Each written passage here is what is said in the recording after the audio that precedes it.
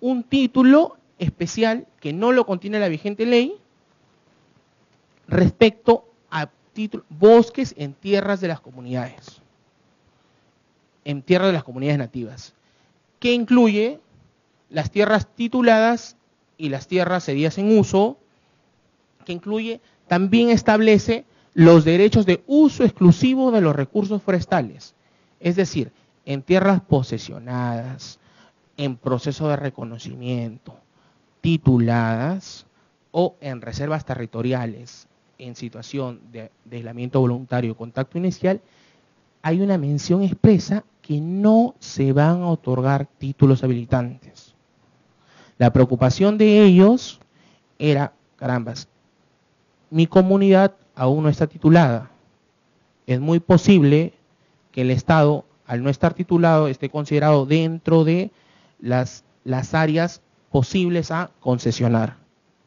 ¿Cuál es la salvaguarda que se ha considerado en esta ley? Es que no se van a otorgar títulos habilitantes en esas áreas.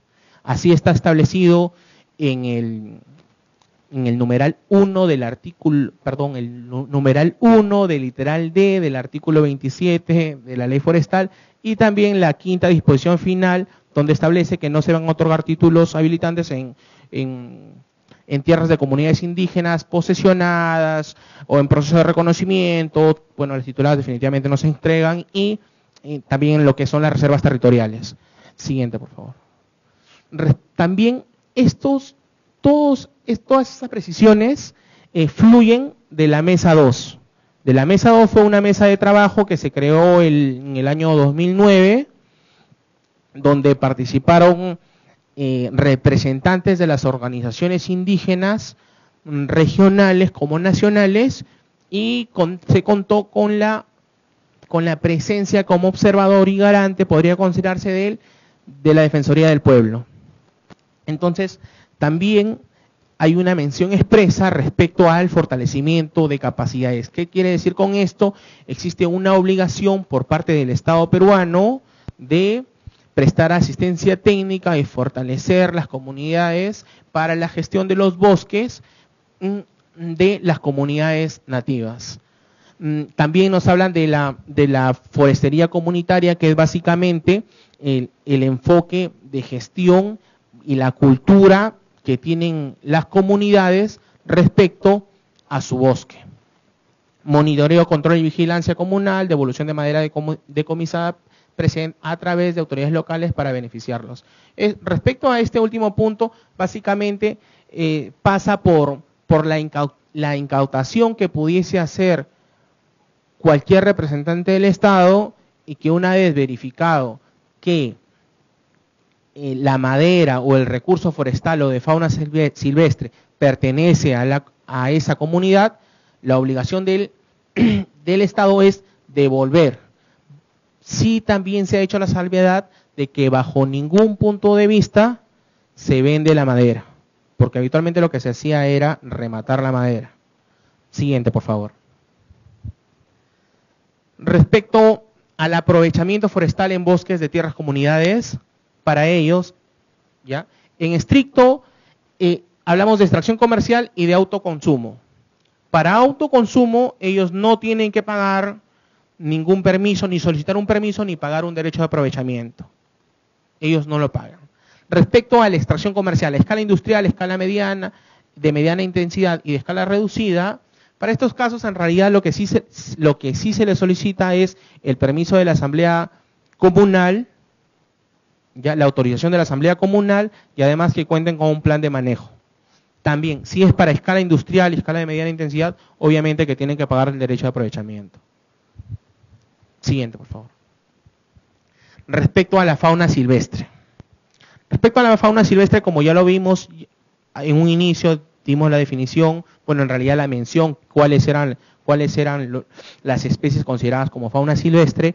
Acá, ¿qué podemos decir? Que estamos hablando del enfoque de gestión que tiene un enfoque de conservación productiva y participativa. Gracias. Regula los usos y urge la necesidad de regular los usos y no solamente prohibirlos. que en realidad muchas veces nosotros, con el ánimo de preservar nuestro ambiente y nuestra diversidad biológica, restringimos al máximo, no regulamos adecuadamente y en realidad lo que generamos es la ilegalidad, ¿cierto? La caza ilegal, si quieren así denominarla. Perdón. También distingue lo que son áreas de manejo de fauna en tierras públicas a través de concesiones y las áreas de manejo de fauna en tierras comunales y privadas y que se autoriza el funcionamiento. Siguiente, por favor. ¿Qué más contiene el título de fauna silvestre? Contiene básicamente lo que son regulaciones sobre zoocriaderos, zoológicos, centros de rescate, centros de conservación. En realidad, solamente lo estoy mencionando porque asumo que las definiciones en realidad ustedes las conocen. Regulaciones sobre mascotas, extracción sanitaria, uso de aves de presa para control, lo que es la cetrería, también la caza, subsistencia comercial y deportiva. Siguiente, por favor. Respecto al manejo de fauna silvestre. La clasificación que hace la ley es fauna silvestre en libertad, en semicautiverio y fauna silvestre en cautiverio. Respecto a la fauna silvestre en libertad, la encontramos en tierras públicas y tierras privadas o comunales. Para tierras públicas, en realidad lo que hace el Estado es otorga una concesión, y respecto a las tierras privadas o comunales es la autorización. Respecto fauna silvestre en semicautiverio, en realidad están semicautivas, y respecto a fauna silvestre en cautiverio, encontramos lo que son los zoocriaderos, los zoológicos, como el Parque de las Leyendas, los centros de conservación, los centros de rescate y las exhibiciones de fauna silvestre. También es necesario mencionar además que existe una mención expresa que está prohibida la exhibición en circos, exhibición de fauna silvestre en circos. Siguiente, por favor. ¿Qué más contiene esta ley, que es considerado como tema fundamental en realidad? Es la categorización de especies, la lista de especies amenazadas, la lista de ecosistemas frágiles, la lista de especies permitidas por tipo de caza, los calendarios de caza, las vedas y los planes nacionales de conservación y aprovechamiento sostenible. Las plantaciones forestales. Las plantaciones forestales se podría considerar o se considera que son de tres clases: son de producción, de protección, de recuperación o restauración.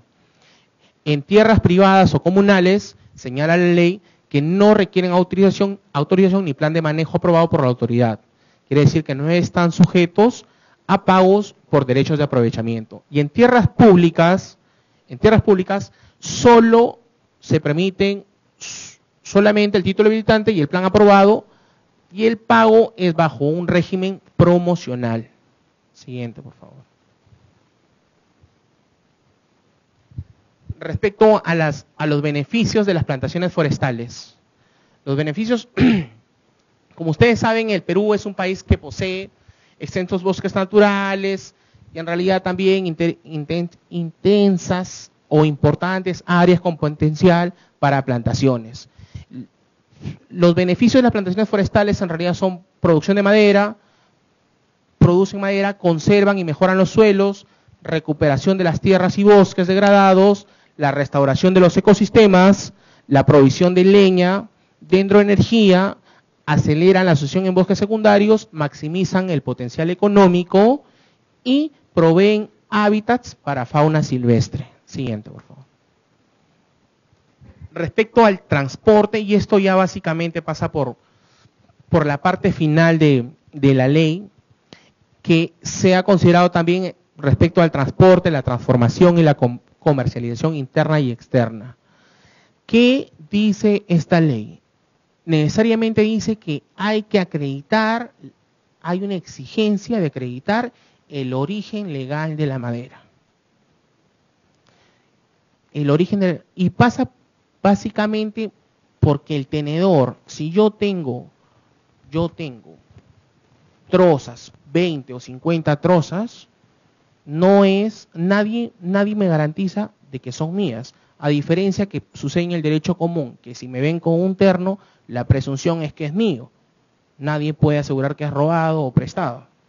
Entonces, pero respecto a los recursos naturales,